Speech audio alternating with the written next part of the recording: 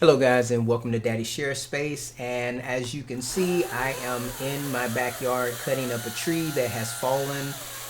It fell in the front yard and I'm still working on it. If you happen to notice my previous video, you could see where I was in this project as far as, or this work responsibility. I don't know if you can call it a project, but I'm continuing to work now. I'm actually utilizing my Milwaukee bolt helmet with the shield down at this time because I'm using a chainsaw and I'm conscious of anything kind of flying back up in my face.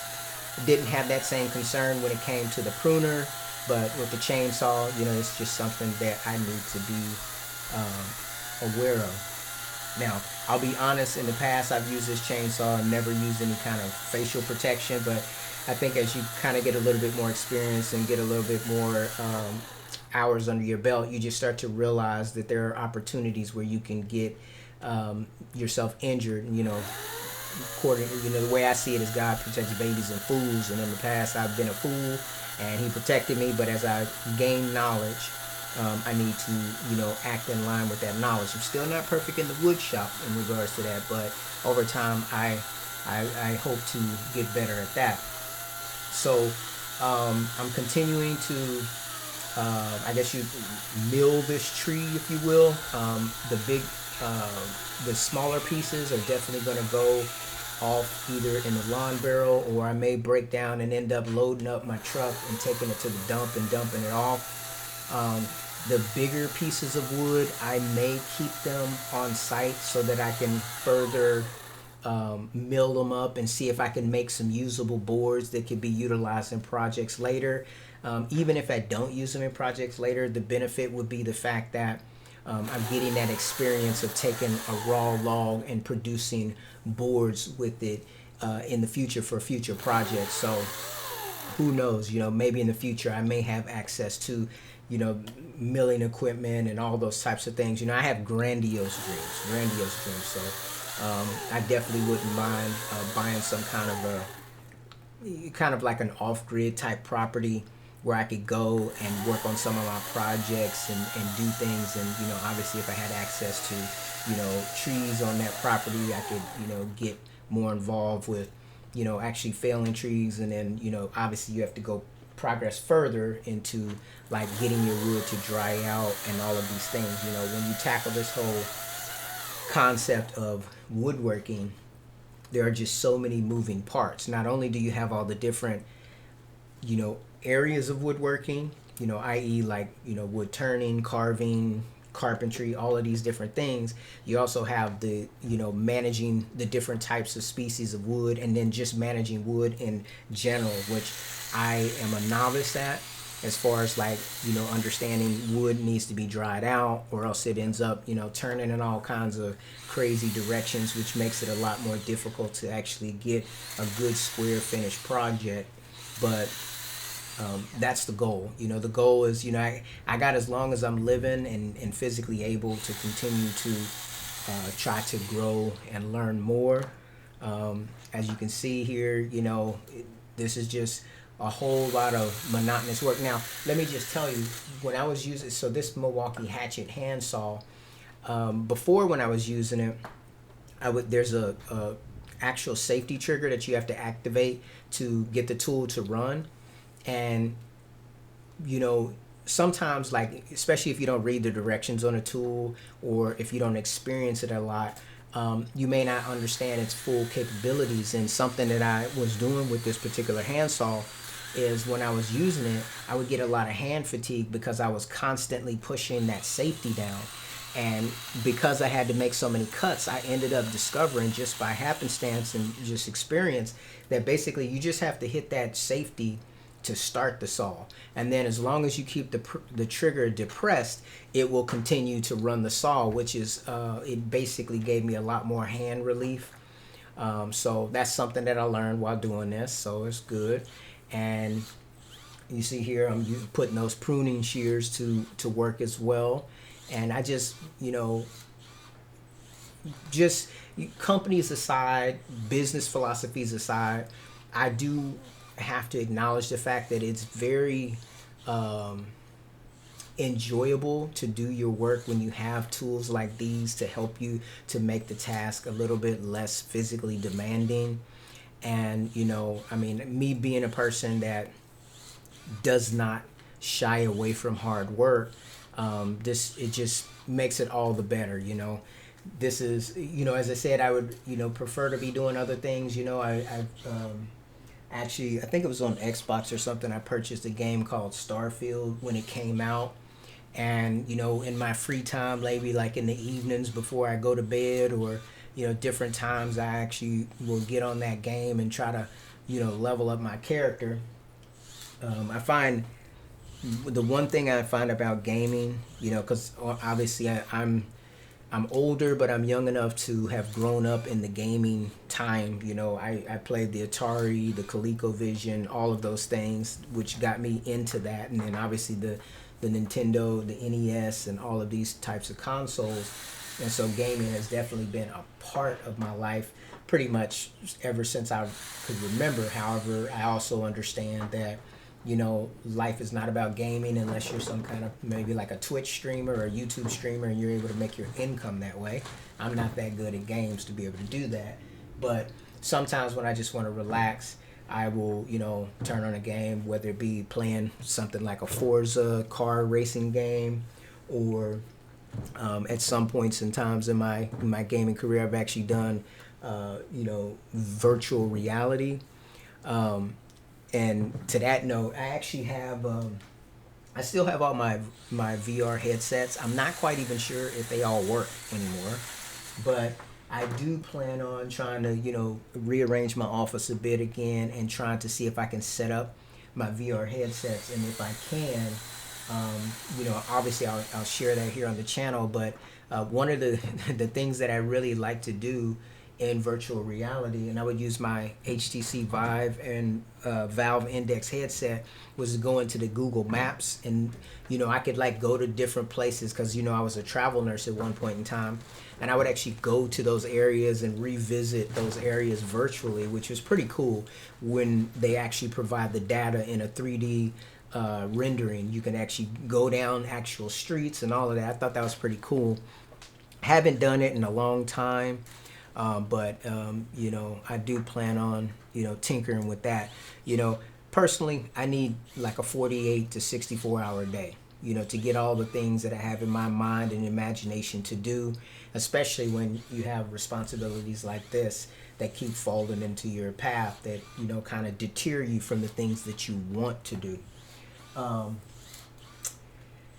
But, slow and steady, keeping your eyes focused on the prize and the end goal. I know that despite this being a tedious job and a job that is just taking up my time, it is building character, that's for sure. It's building stick-to-itiveness and so on and so forth. So, and as I say, it's the level of discipline, because who wants to come outside and do what I'm doing right now? Who really wants to do that? Especially, when you wake up on a day like, Super Bowl Sunday, a lot of people, take that as a festive time, almost like, a holiday, if you will. But work never sleeps, being a registered nurse for many years, obviously, until I got into the role that I'm in now, I was used to working nights, weekends, holidays, all of these things. So all of those things were kind of diminished in value. Of course, most of my nursing career before, obviously I didn't have kids and I wasn't married, so life's a little bit different now. But once I did get married and have kids, I actually shifted my work from, that's one of the reasons why I left the emergency department, because in the emergency department, which I loved, I loved working in the emergency department. However, there's nowhere you're going to get to work where you can work just, no weekends, no holidays when it comes to working in nursing. But when you move into more of a clinical setting or clinic setting, like where I work currently, which is gastroenterology, we kind of like, we run a Monday through Friday type of clinic. Now, we do have after hours where you can do call shifts and so on and so forth, but we're fortunate to have people that volunteer that wanted to make that extra money, and thus forth, not all of us are required to actually work call shifts. So At this time that my kids are young, even though I'm outside working, I'm not away from home. So if my daughters want to peek out or my wife wants to peek out and have a conversation with me, I am available. So I put a lot of value in this time of life. Of course, I'm not right there with my daughters or wife because you don't see them in the video, obviously. Both for safety's sake and because they have little things that they want to do as well. But I am at home and available, and that means a lot to me because growing up, my father was not around. So I'm just trying to do things differently. I know I'm not perfect. I know I'm not doing everything up to the highest standard, but I'm doing the best that I know how. And my wife and I have been working hard together to try to provide a safe and stimulating environment for our three daughters so that, I want them to have experiences that I've never had, but I also want them to not fall into the pitfalls that I fell into as a young person. So things that we provide, we offer, like I bought a guitar for my daughters. They don't really use it. I bought a keyboard, which my daughters do use that, and they try to, teach themselves music and tinker around about with that. We gave them access in the homeschooling to, like they all kind of took a drawing course, so they're all drawing little anime drawings and, expounding on that. They're into learning computer coding. Like at one point in time, me and my wife wanted to learn how to learn computer coding, but we actually took on that task when our daughters were a lot younger. And children take up a lot of focus and energy, and it just wasn't the season. And now that we're a little bit older, my mindset, like I still would like to learn a little bit about coding, but because I think I kind of shifted to something that I can actually get more feedback from, which is like the woodworking. Because when I, if I go in the shop, I can actually come out with an end product. Whereas when I was working in the, teaching myself a little bit about HTML, CSS, JavaScript, and C# and tinkering with that type of stuff, my mind it's just the way that my mind thinks. I was thinking, and I was like, well, even if I was able to develop an app, you have so many people out here that are so much more skilled that have the ability to hack and attack whatever application that you make. And so it's almost like a never-ending journey where basically it's not just acceptable to make a computer program, but actually you need to take it to the next level and be able to have security built around your program. And I can't remember where I heard it. It was probably on YouTube or something, but basically it was talking about like Windows and programs like that, and how many developers are actually involved in building an operating system like that. A lot of times when you start doing something initially by yourself, you're thinking like, oh, it's just a small task, right? And in reality, it's a huge task. This is not like the 1990s, 1980s, where basically if you go get on a computer and you learn computer coding, you're basically heads and tails above other people. There are people that's their college, that's what their field of study, and they're putting in a lot more hours and a lot more time. And being that I do work in healthcare, I don't have the energy to or the ability to focus in the way that they would focus to get something back out of it. Whereas with the woodworking, not only can it's kind of I can't think about when I come up with it. I'm going to tell you something that I used to always tell my wife, but I want to make sure, since it's going to be immortalized on YouTube, that I say it right. But to kind of describe it, it's kind of a situation where if you look at woodworking, what does it do?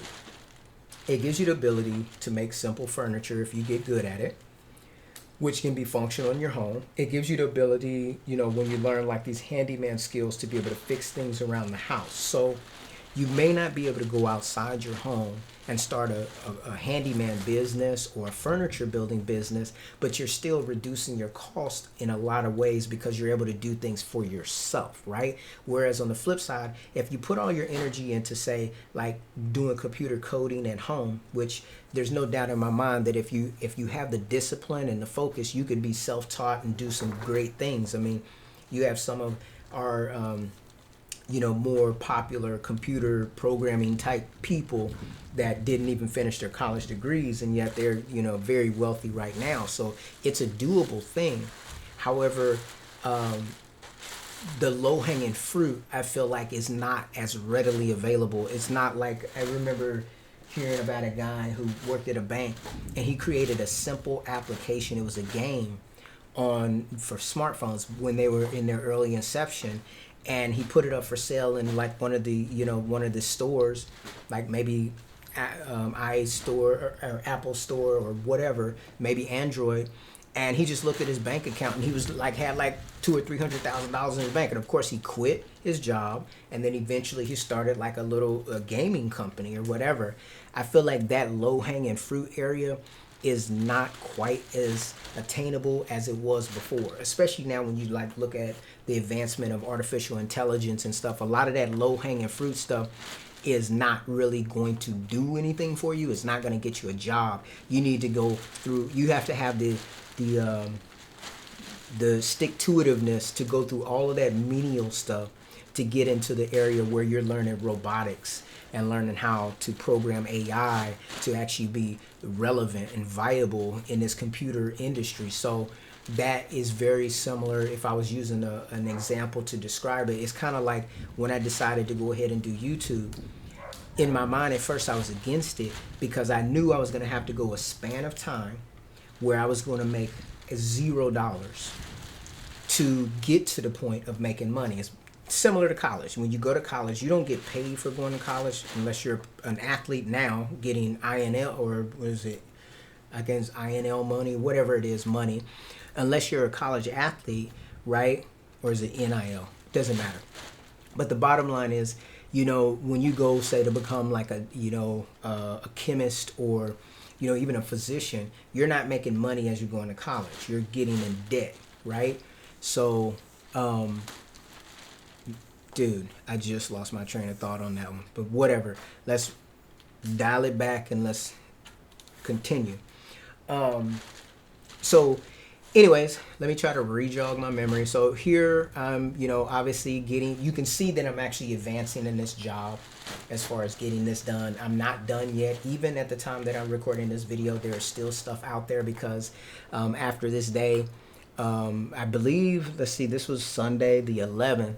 So basically, I kind of spent the rest of the week kind of chilling because I came home and I noticed, I don't know why, but these first few days that I was actually cutting this up, I didn't have issues with mosquitoes and bugs. But then when I came out like the very next day, maybe after work, all of a sudden I just had all these, bugs biting me all over. And so I came in the house and I determined that I need to go buy some off to spray on my skin so that I didn't have that issue, because it's super annoying to have bugs biting at you while you're trying to get work done.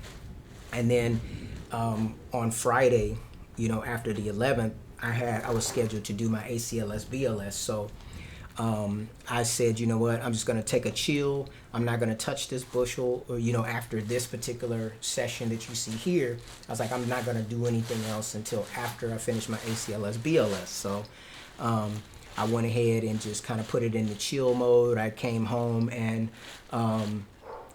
just, in the evening I would play some Starfield, watch a few shows with my wife, and just kind of really take it easy. Let's see here. So what else? So basically, as I say, I'm trying to jog my memory, so bear with me here. This little Milwaukee hacksaw is very useful. I do not regret buying it one bit. I do just kind of want to touch a little bit on this little slyness of the Milwaukee platform, a lot of their tools coming out with a 3-year warranty, whereas they have always been known for a 5-year warranty, to be honest. When my stepfather from many years ago, whatever the case may be, he actually used to use DeWalt all the time. He was an insulator by trade. And I remember when I bought my first tool set, my little 5-piece, it was a Milwaukee set. And the reason why I bought the Milwaukee set, it was very superficial. Basically, it was, I had a red 95 Mazda Miata with the black top. And I picked up the Milwaukee brand, not because I knew its quality. I didn't even know the warranty at that time. It just seemed to be in the same price range as the DeWalt, so I assumed that it was a similar quality and it matched my car. So that was the simplistic reason why I went Milwaukee as opposed to DeWalt way back then. And I still have that original 5-piece kit. It's non-fuel, obviously. I've owned it for, oh my gosh, man. I've had it probably since 2010 or so, give or take, yeah. And that was my very first real serious kit that I had for personal, I guess, maintenance type things. I mean, I bought that, I was still in an apartment. I remember building this simplistic, like, it was like a over the sofa type of, just to kind of give you a picture, you know how sometimes they have these stands that go over the back of the toilet where you can, it's got little cabinetry on it, and it sits like right over your toilet. Well, I made something like that out of the, what do you call that? The what is that type of wood? Basically the white veneered board that you can get from Home Depot. It's actually on the inside, it's nothing but particle board, but on the outside it's got that white coating on it. Can't remember the name, veneered wood or whatever. And I made a little shelf that goes the whole length of the couch. So when you would sit up on the couch, this shelf would be over you. And it was actually a DVD rack that I made. Now, of course, I didn't know a lot about, building at that time. And so over time, it started to kind of bow a bit because I didn't put supports and I didn't understand the concept of that at that time. So, but yeah, I made little things like that. And of course, the drills and the impact or whatever, I would use those on my automotive repair, the simple things that I would do in the parking lot at that apartment complex. So that began my little journey. Renting that house and having a backyard and a garage actually, really gave me that ability to kind of expand and, do a lot of different things that I had never done before. I remember, I think the front yard of that house had sod, and I absolutely, not sod, what is that stuff? Mulch. It had mulch. I despise mulch. It looks terrible when it gets older, and when weeds grew up through it, it can be difficult to maintain because if you try to use like a weed trimmer, you just throw the mulch all over the place. So I'm not a fan of mulch at all. So in this particular property, what I did is I took up all the mulch because it had basically deteriorated and threw it away. And I tilled the whole front yard by hand with a hand tiller. It wasn't that big, but I did it. And I put down grass seed and everything. And it actually turned out pretty well. The grass grew up and it did really nice. Now, where I'm at currently, I've actually used battery powered tillers, both the Ryobi and the Ego, and it's been several seasons now where I've actually tilled and I didn't get the results that I was actually looking for. But this past off season, what I did is I just decided, I'm going to throw down grass seed, I'm going to overseed, and I'm going to put some, a top layer of dirt down, and I'm going to let the rainy season take over. And so I do plan on doing a small little yard update so you can kind of see exactly how that's coming along. It's actually looking a lot better than it was. I still have quite a few weeds that are growing. I don't quite know yet. My skill level is not at the level where I understand how to get my yard looking very good. But I'm not gonna give up on it. I'm gonna keep working at it, and but I am tired of like digging it all up. Because I had like I had the front yard on one side and the whole backyard like dang near completely tilled down to dirt because it just seems so tedious to go around pulling one weed at a time and trying to work it out that way. So I thought it would be a little bit more efficient if I just tilled up the whole land and then put down grass seed and put down a layer of topsoil and that it would grow. Well, basically when I tilled up the whole land and I put down, I tilled up the land, of course, and I treated it so that weeds wouldn't grow. And according to the information on the packet, it said that it had to go for like 3 months or something. Well, that was going to put me smack dab in the middle of summer, and it's going to be hard to grow grass seed in the summer.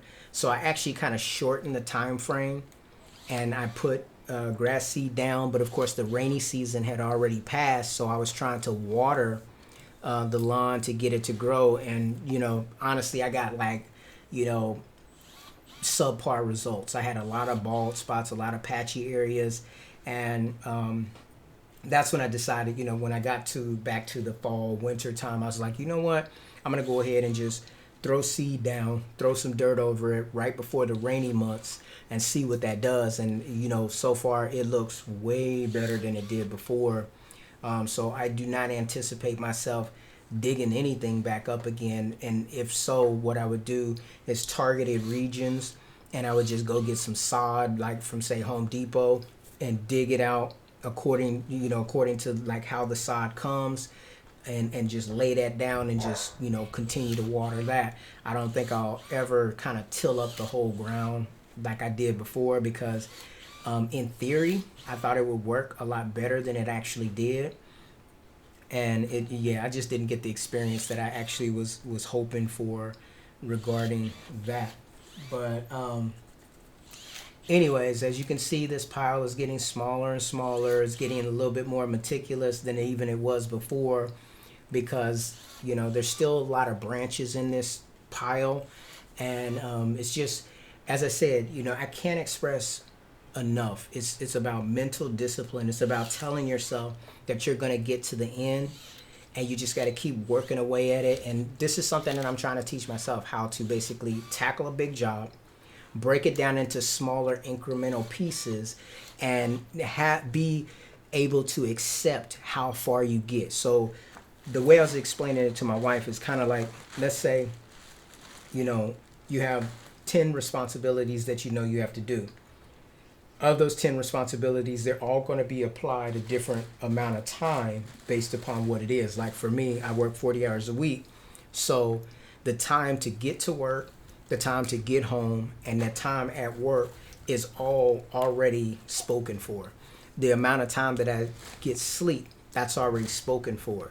So then I have to take the rest of my time and divide it up accordingly to do things like, okay, all the growth that I want to do, right? That goes in that time that I spend with my daughters, with my wife.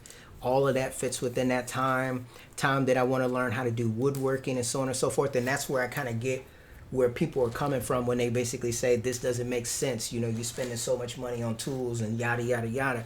That, conceptually it does make sense. However, when you don't have, so I'm a person that likes to experiment and try and then come to a conclusion. And so, like for me, the concept is, okay, if I do nothing, nothing will change.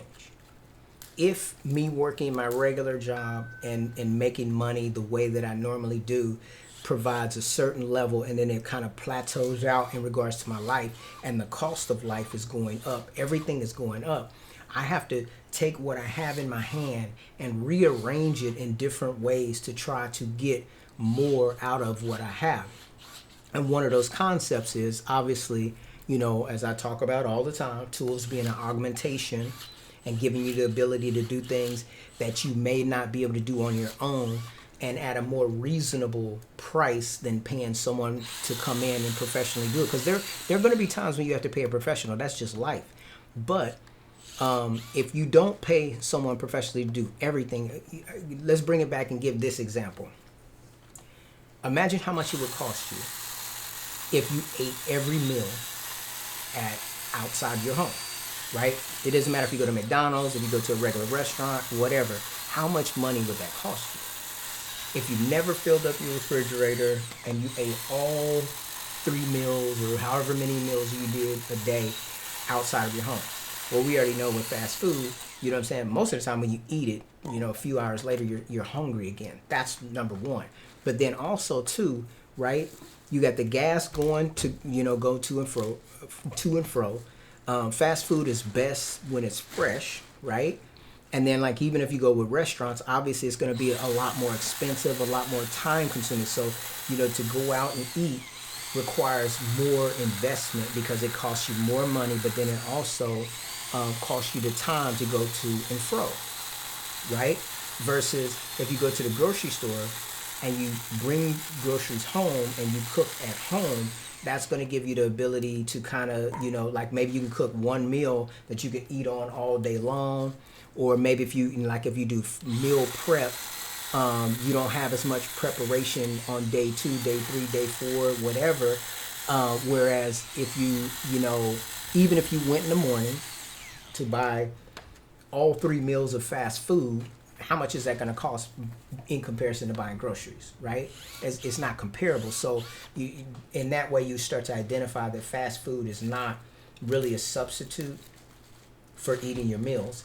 It's just kind of like a pleasure experience that you would have on occasion. It's not something that most people can afford to do on a daily basis. And of course, restaurants are more expensive even than fast food.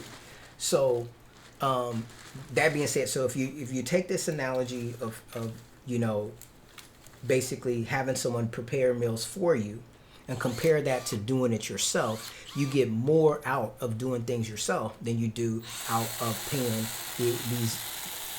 these external types of prices, right?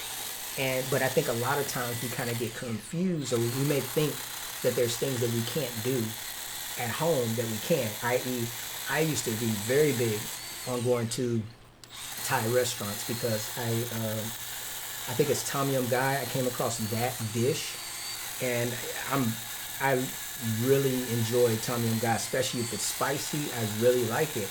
And one day I went to a bookstore and I actually found a Thai cookbook, and it had the recipe for Tom Yum Gai in it.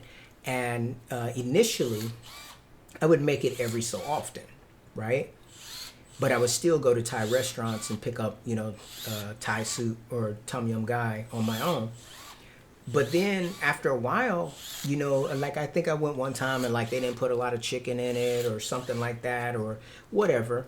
Or maybe they didn't put a lot of veggies in it. And I was like, well, you know what? I can kind of do this on my own. And so I started making a huge pot of Tom Yum Gai that had, you know, mushrooms and all of these different things. And, you know, I used to use fish sauce in it back in the day. And then one day, I don't know, it just turned my stomach. The smell of it just turned my stomach. And so I stopped using fish sauce. And I just, you know, I seasoned it with salt in just the right way to where I liked it, and I never looked back as far as on the fish sauce. But basically, I was able to make this Tom Yum Gai at home, and it was just as satiating as if I bought it at the restaurant. And yet, when I would make it, I would have days worth to be able to eat, right? Versus how much it cost me to buy it in a restaurant. And I never used to sit in the restaurant to eat it. I would just go and pick it up and take it with me. And now I have the ability to just make it at home anytime I wanted to, right? And so I was able to have so much more of that Tom Yum Gai than I would have been if I was buying it outright, you know, or if I was buying it at a restaurant. So, you know, when you see me like, you know, buying all these tools and collecting all these things, you know, some of it's trial and error, trying to figure out what works best, right? Because, you know, when you listen to advertisements do not tell you the truth about every aspect of something, and you yourself are not going to know how well something's going to work for you unless you get to try it. And it would be nice if there was an environment where you can go and you can try things out and put things through their paces and get that experience, you know, kind of like with heavy tool equipment. Like you can go to a place like Home Depot and you can rent a tractor or something like that. So if you did that, you know, you would have the ability to kind of get an idea of what you liked, what you didn't like, and then you can buy a product based upon that information.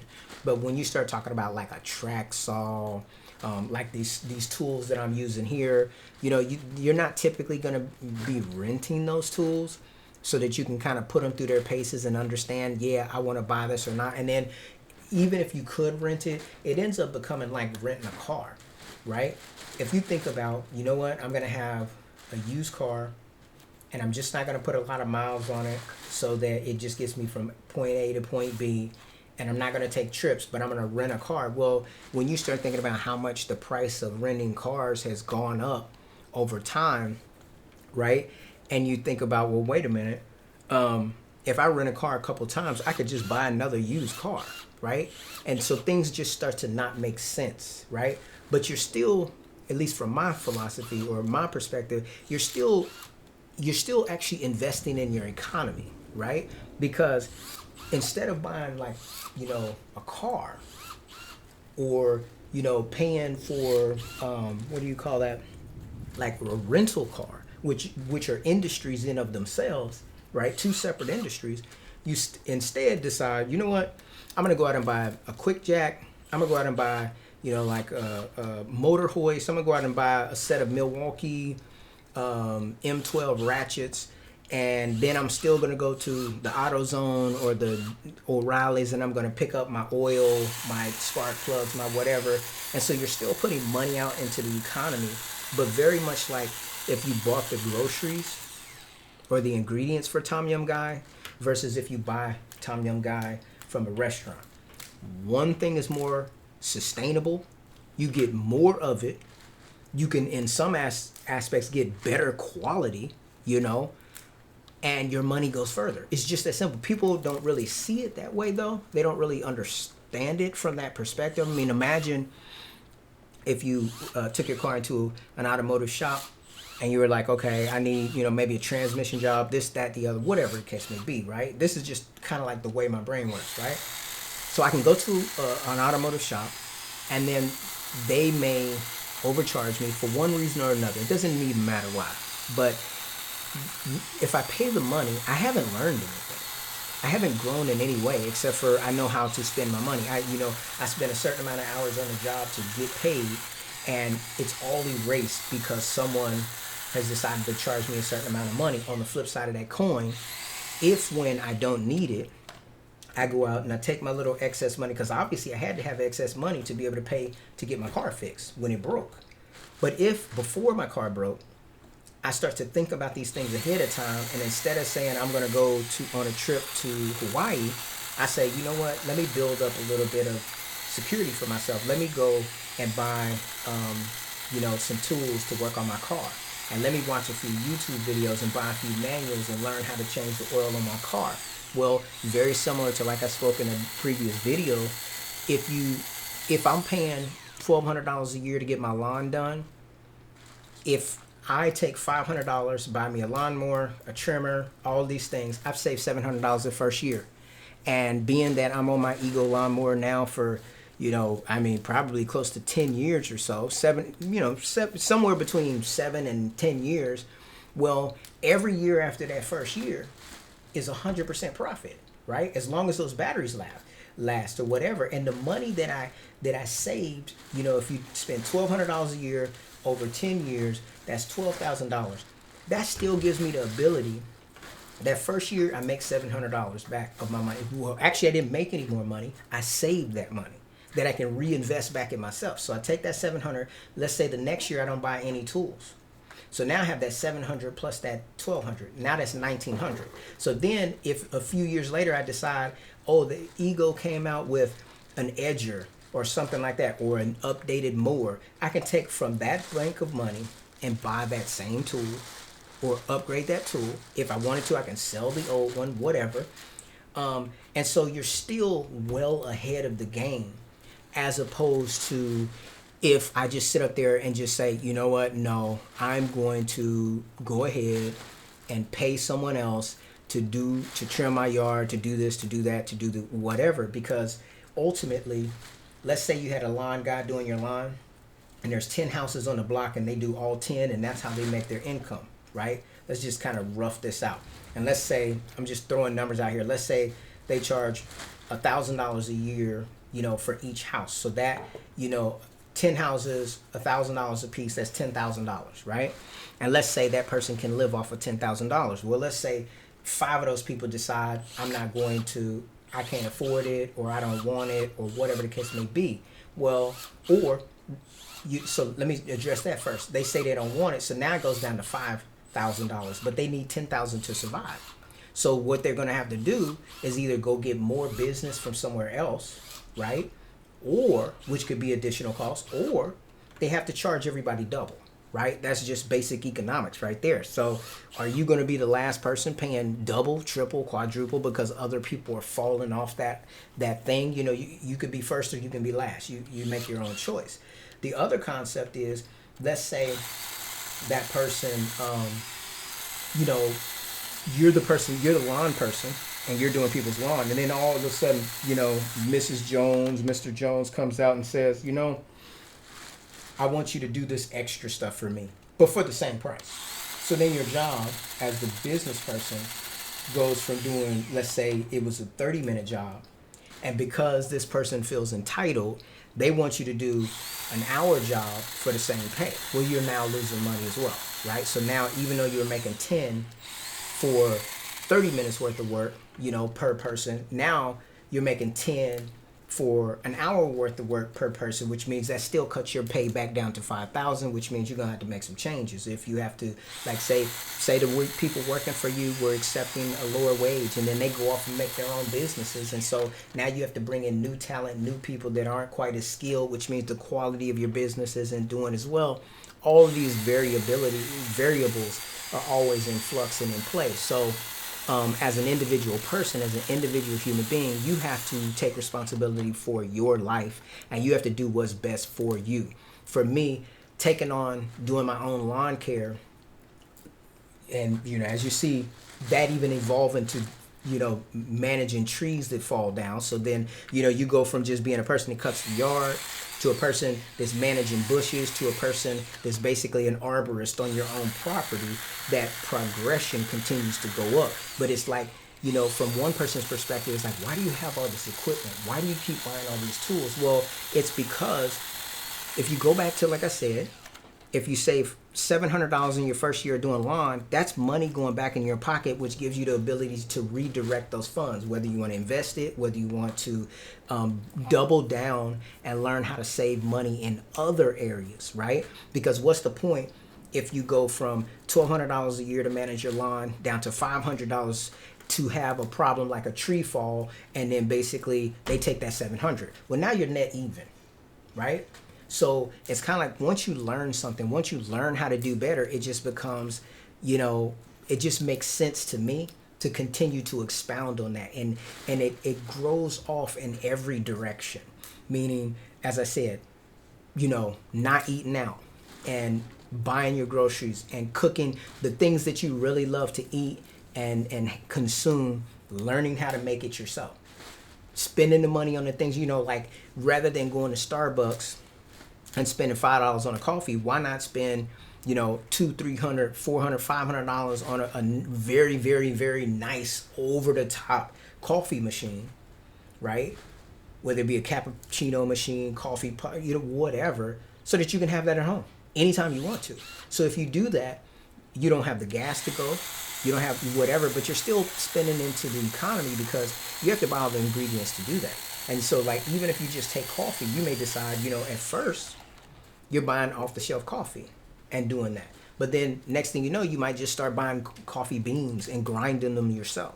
You might start to investigate and learn how to infuse flavors into your own coffee beans so that you get the flavors that you want. It's like there's a never-ending journey here of growth and stuff like that. For a season, my wife and I, we was making kombucha every day, every week. We was making 20, 30 bottles, a week. I was drinking that stuff like it was Kool-Aid. I was drinking it all the time. I mean, it initially started because I had some gut issues, and it was said that would help. So you know, my wife learned about the information.